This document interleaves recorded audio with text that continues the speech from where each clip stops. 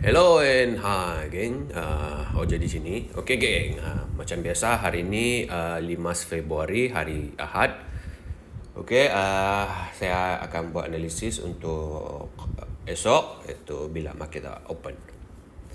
Alright, macam biasa saya suka trade gold dan saya akan analisis gold lah.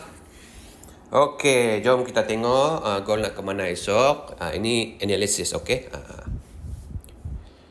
So, kalau mengikut dari mata kasar saya, okay, gold ini saya target dia nak buat kenaikan lah.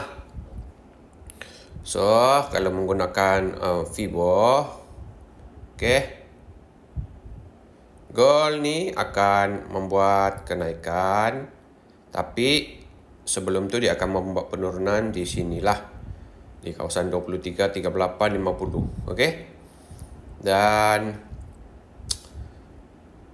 apa yang saya nak gold ni buat adalah dia buat pullback sedikit dan masuk ke zone Fibo level 23.38, dan bila dah masuk zone sini dan bolehlah pergi ke time frame kecil mencari confirmation. Okey, confirmation buy. Kalau ada confirmation terus entry buy lah.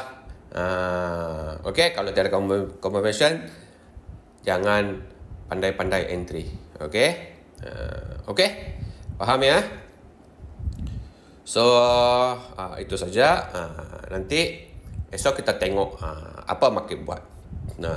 Tak tahulah, mungkin market ni kan kalau yang dia buka ni kadang-kadang dia terus spike atas ataupun spike ke bawah. Apa-apa pun kita tunggu market buka esok pagi. Okey? So, share saya itu saja untuk kali ini. So, okeylah, kita jumpa esok. Bye-bye.